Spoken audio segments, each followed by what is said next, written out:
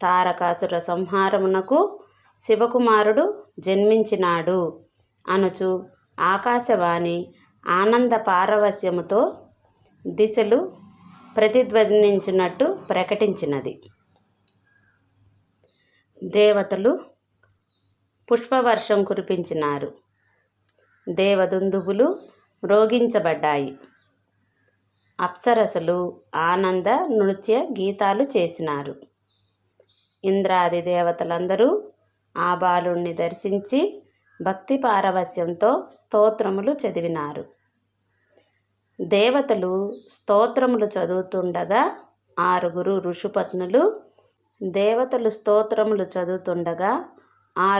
ఋషులచే విసర్జించబడిన 6 ఋషిపత్నులు ఈ స్తోత్రగీతాలు వింటూ అటు వచ్చారు. వారిని గమనించిన దేవతలు షణ్ముఖునకు నమస్కరించి అదృశ్యులయ్యారు. షణ్ముఖుని గాంచిన ఋషిపత్నులు ఆశ్చర్యంతో అప్రయత్నంగా వారి స్తనముల నుండి పాలు స్రవించసాగినాయి. వారు ఆ బాలుణ్ణి ఎత్తుకొనగా షణ్ముఖుడు వారి పాలను కడుపారా త్రాగి తృప్తి చెందినాడు. ఆ బాలుడు చిరునవ్వు నవ్వి, తల్లులారా, నేను మీ పాలు త్రాగినాను కనుక ఇక నుండి నేను మీ కుమారుడను. మీకెట్టి కలంకము రాకుండా కాపాడు భారం నాది అంటూ అభయమిచ్చారు.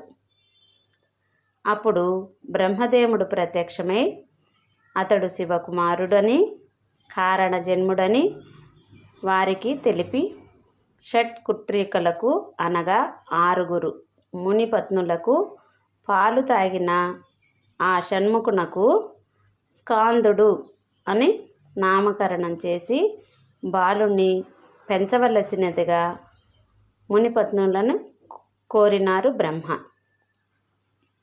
మునిపత్నులు ఆనందంగా ఆ బాధ్యత స్వీకరించినారు. ఈ వార్తలన్నీ కైలాసపతికి చేరినవి. అంతటా శివపార్వతులు కుమారుని కైలాసమునకు తీసుకురమ్మని నందీశ్వరుని పంపినారు. అతడు గంగా తీరమునకు వెళ్ళి స్కాందుణ్ణి సగౌరవంగా ఆహ్వానించి కైలాసమునకు తీసుకొనొచ్చినారు. శివుడు తన కుమారుణ్ణి చేరదీసి ముద్దులాడినాడు. కుమారుణ్ణి అక్కున చేర్చుకొని ముద్దులాడింది పార్వతీదేవి. అట్లా కుమారస్వామి జననం జరిగింది. ఈ మార్గశిరమాసాన శుద్ధ షష్ఠి తిథియే సుబ్రహ్మణ్య షష్ఠి అని అంటారు. ఈరోజు నాగశిలలకి జంట నాగశిలలకి పుట్టలెక్క అని పాలు పొయ్యాలి. పూజా విధానం: జంట శిలలని శుభ్రంగా కడిగి నీటితో పంచామృతాలతో అభిషేకం చేయాలి.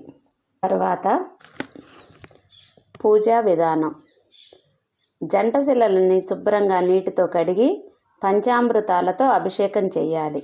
తర్వాత శుద్ధ జలాలతో కూడా అభిషేకం చేసి స్వామివారికి గంధంతో అలంకరించాలి. బొట్లు పెట్టాలి.